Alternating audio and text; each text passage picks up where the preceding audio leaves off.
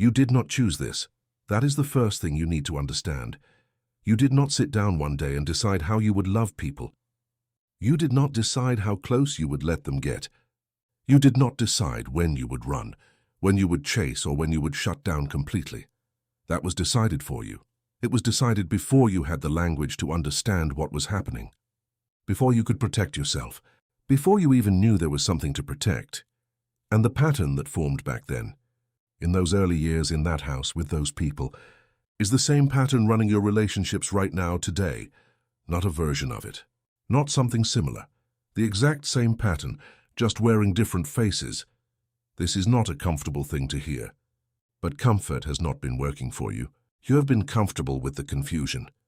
You have been comfortable with the cycles.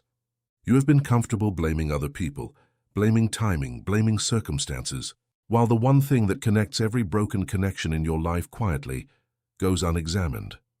You not because you are broken, not because you are difficult or unlovable or too much, but because you are loyal, deeply, unconsciously loyal, to a set of beliefs about love that were written into you before you had any say in the matter. This is what attachment theory actually is, not a personality quiz, not a label to put on yourself or someone else, not an excuse for behavior. It is a map of how your nervous system learned to survive love, because that is what happened. When you were young, love was not simple. Love came with conditions, or it came with chaos. Love was inconsistent, or it was suffocating. Love felt safe only when you earned it, or it never felt safe at all. And your nervous system, which is brilliant at survival, began building a strategy for getting close enough to feel connected, but not so close that you got hurt. A strategy for reading the room before you revealed yourself. A strategy for managing distance, because distance felt safer than disappointment. That strategy became automatic. It became so fast, so seamless, that you stopped noticing it was a strategy at all. You just called it who you are. You said, "I am just not good with emotions." You said, "I am just someone who needs a lot of space." You said, "I just fall too hard for people." You said, "I just attract unavailable people." But none of that is you. That is the pattern speaking. That is the strategy pretending to be a personality. There are 4 attachment styles. Most people have heard the words secure, anxious, avoidant, disorganized, but hearing the words is not the same as understanding what they actually do to a life, what they actually cost you, how they actually work inside a relationship in real time, in real moments, in real conversations you thought were about something else entirely. Let us start with secure, not because most people watching this have it, but because you need to understand what the other 3 are running away from.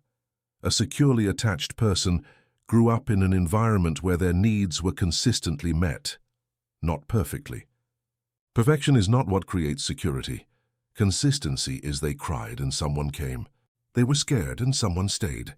They made a mistake and love did not disappear. They needed space and space was allowed. They came back and they were welcomed over and over. So that cycle repeated, and their nervous system learned something that sounds simple but is actually profound. It learned that love is safe. It learned that needing someone does not make you weak.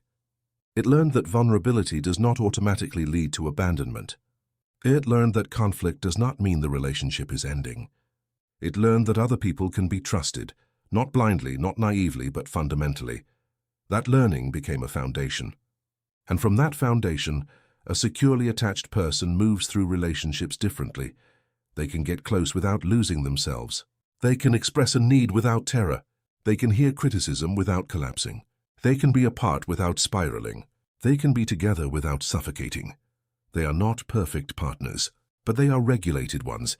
Their nervous system is not running threat detection at all times. They are not scanning for signs of rejection. They are not rehearsing how to leave before they get left. They are not performing an identity designed to keep someone interested. They are just present. That presence is what the other 3 styles spend their entire relational lives trying to find and simultaneously running from, because the anxious attachment style, which is where many of you live, looks like presence on the outside, but on the inside it is anything but. The anxious attached person wants connection desperately. They think about the relationship constantly. They notice every shift in energy, every delayed reply, every subtle change in tone, and their nervous system interprets those things as danger, not as information. as danger, so they respond. They reach out more. They ask questions. They seek reassurance. They try to close the distance that feels like it is opening, even when it is not actually opening, even when the other person simply got busy, even when the silence means nothing. But the anxious mind cannot hold that possibility easily, because when you grew up in a home where silence sometimes did mean something, where inconsistency was the norm, where love came and went unpredictably, your nervous system learned to treat uncertainty as threat. It learned that if you wait too long, the connection disappears, so you do not wait. You chase, you reach, you pull, and then you wonder why people feel crowded by you. You wonder why the people you love the most seem to need the most space from you. You wonder why your love, which is so real, so intense, so genuine, feels like too much to the people receiving it. And the painful truth is this: it is not too much, it is misdirected. The intensity you bring to relationships is not a flaw in your character. It is a flaw in the strategy, because the anxious attached person is not actually chasing the other person. They are chasing the feeling of safety that they never got to keep as a child. They are chasing the moment where everything feels settled, where they can finally exhale, where the uncertainty stops, and they can just be loved without having to monitor it, maintain it, or earn it back. That moment almost never comes, not because love is not there, but because no external relationship can permanently silence an internal alarm that was installed before you understood what alarms were. And so the cycle continues. You get close to someone. The closeness feels good for a moment. Then the anxiety returns. Then the monitoring starts. Then the reassurance seeking begins. Then the other person pulls back slightly, naturally, the way all humans do. And your nervous system reads that pull as abandonment, and you react to abandonment, not to the actual situation, to what your body believes the situation means. This is why the anxious attached person can be in a stable relationship and still feel chronically unsettled. The relationship is not the problem. The internal environment is the problem. The inner world is still living in the house you grew up in, still waiting for the love to be taken away, still preparing for the disappearance. That felt inevitable when you were small. Now, let us talk about the avoidant, because the avoidant and the anxious are almost always drawn to each other. And that is not a coincidence. That is two nervous systems recognizing each other in the only language they both understand. The avoidant attachment style developed differently. The avoidant child also had needs. Every child has needs. But the avoidant child learned through repeated experience that expressing those needs did not bring comfort. It brought distance, or dismissal, or discomfort in the caregiver. So the child adapted. They learned to need less. Or more precisely, they learned to appear to need less. They learned to self-soothe before reaching out. They learned to process alone before sharing. They learned that independence was safer than interdependence, and they carried that learning into adulthood, where it looks like strength. The avoidant adult seems composed. They seem self-sufficient. They seem like they have it together. They do not spiral. They do not chase. They do not text 10 times in a row, but inside something else is happening. Inside, the avoidant person is managing, constantly managing. Managing the distance between themselves and other people, making sure no one gets close enough to need something from them, making sure they do not need anything from anyone, because needing feels dangerous, because closeness feels like a loss of self, because vulnerability, real vulnerability, feels like standing at the edge of something with no way back, so they pull back. Not cruelly, not consciously most of the time, but reliably. The moment a relationship deepens, something in the avoidant person shifts. The thing that first attracted them starts to feel like pressure. The intimacy that felt exciting starts to feel like a trap, and they create distance. They get busy. They become less responsive. They find flaws they did not notice before. They start to feel like they chose the wrong person, and the anxious person on the other side of this begins to chase. And the more the anxious person chases, the more the avoidant retreats. And the more the avoidant retreats, the more the anxious person chases. This is the push and pull dynamic that so many of you have lived inside and could not understand and could not escape, because you were both doing exactly what you were programmed to do. The anxious person pulling closer, trying to feel safe. The avoidant person pulling back, trying to feel free. neither of them actually present. Both of them in survival mode. Both of them acting out a script that was written for them by relationships. They did not choose with people they could not change. And here is what makes this dynamic so difficult to break. It feels like love, the intensity of it feels like passion. The longing feels like depth. The moments of connection, when they come, feel more powerful than anything else because they have been earned through so much uncertainty. But that intensity is not love. That is attachment trauma responding to itself. That is two nervous systems locked in a familiar dance. Familiar not because it is healthy, but because it is known. And known always feels like home, even when home was the place that hurt you. Now there is a fourth style, disorganized attachment, and this one carries the heaviest weight. The disorganized attached person grew up in a specific kind of environment, one where the source of safety was also the source of threat.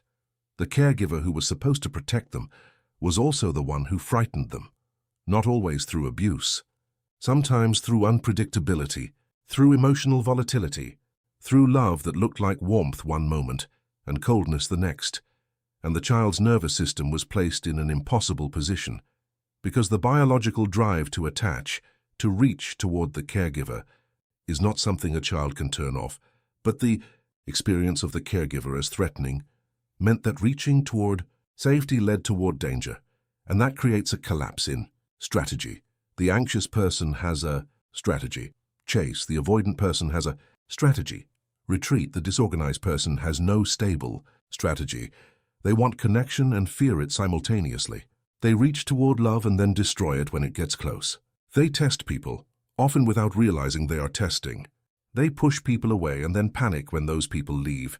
They live in a constant internal contradiction that makes intimate relationships feel almost impossible to navigate, not because they are too damaged, but because the blueprint they were given had no stable foundation, and so they rebuild it in pieces, tearing it down when it starts to feel real, because real always came with a cost they could not predict. You may be listening to all of this and recognizing yourself, maybe clearly, maybe uncomfortably. Maybe you are seeing yourself in one style or pieces of yourself in more than one. That is normal. Attachment is not always clean. Most people are not a pure type. Most people carry a dominant pattern with traces of others, depending on the relationship, the context, the level of intimacy involved. But what matters is this. You are beginning to see the pattern, and seeing it is not the same as being trapped by it. The moment you see the strategy, you are no longer fully inside it. You are no longer the person who chases without knowing why. You are no longer the person who retreats without understanding the cost. You are no longer the person who destroys what they love and calls it fate. You are someone who is starting to understand the mechanics. And that understanding is not small. That understanding is the beginning of everything that comes next. Understanding the pattern is not enough. You already know that. You have read the articles. You have taken the quizzes. You have identified your attachment style and sent it to someone you were hoping would understand you better. And the pattern continued. Anyway, because knowledge sitting in the mind does not automatically reach the nervous system. And the nervous system is where this lives, not in your thoughts, not in your intentions, not in your ability to articulate what is happening, in the body, in the automatic response. In the split second before thinking begins, when the old strategy fires and you are already reacting, before you have had a chance to choose, that is where the real work is, not in understanding what happened to you, but in teaching your body that what happened to you is no longer happening. This is harder than it sounds because your body is not irrational. Your body is doing exactly what it was trained to do. It is protecting you from an experience that was once genuinely painful. The anxious person's nervous system is not broken. It learned that inconsistency leads to loss, so it stays alert, so it monitors, so it reaches. The avoidant person's nervous system is not broken. It learned that needing leads to rejection, so it pulls back, so it manages distance, so it stays self-contained. Both strategies made sense once in that house, with those people. At that age, the problem is that the nervous system did not get the update that the situation has changed. It is still running a program designed for a child in a body that is now an adult. in relationships that are not the same as the one that created the wound. And so the first real shift is not behavioral. It is not telling yourself to stop chasing. It is not forcing yourself to open up. The first real shift is in how you relate to the pattern when it appears, because it will appear, even as you grow, even as you change, even as you build awareness, the pattern will still fire, especially in high-stakes moments, especially in moments of deep intimacy or perceived rejection. The difference is not that the pattern stops. The difference is that you stop becoming it completely. There is a moment, and it comes with practice, where you can feel the old strategy activating, and you can observe it rather than be consumed by it, where you can notice, this is the part of me that learned love was conditional, and it is frightened right now, not as a performance, not as something you say to sound evolved, as a genuine recognition that the fear is real. But the story it is telling you about this moment may not be that the alarm is going off, but there may not actually be a fire. This is what earned security means, because there is something. The research shows that most people are never told your attachment style is not permanent. It was formed through repeated relational experience, and it can be reformed through repeated relational experience. Not quickly, not easily, but genuinely. People move from anxious to secure. People move from avoidant to secure, not by erasing the past, but by accumulating enough new experience that the nervous system begins to update its predictions. It begins to learn slowly through evidence that not every silence is abandonment, that not every closeness is a trap, that vulnerability sometimes leads to connection rather than rejection, that love, in certain relationships with certain people, actually is safe. But here is what that requires. It requires you to be willing to stay in moments when the old pattern says run. It requires you to reach in moments when the old pattern says shut down. It requires you to tolerate the discomfort of a new experience long enough for the nervous system to register it as something different from what it has always known. That is not comfortable. Rewiring never is, but it is possible. And it is the only thing that actually changes the pattern. At the level where the pattern lives, there is something else, something that does not get said enough. You are not only the product of what was done to you, you are also the product of what you have been choosing unconsciously ever since. Because the attachment pattern does not only affect how you respond to others, it affects who you are drawn to. The anxious person is often drawn to people who replicate the inconsistency they grew up with, not because they enjoy pain, but because inconsistency feels familiar, and familiar feels like home. The avoidant person is often drawn to people who pursue them, not because they want to be chased, but because pursuit allows them to maintain the distance their nervous system requires while still experiencing a form of connection. And the disorganized person is often drawn to the most chaotic relational dynamic available, because chaos was the original environment, because chaos, however painful, is legible. This is why the pattern repeats across relationships. You are not unlucky. You are not cursed. You are not simply attracting the wrong people.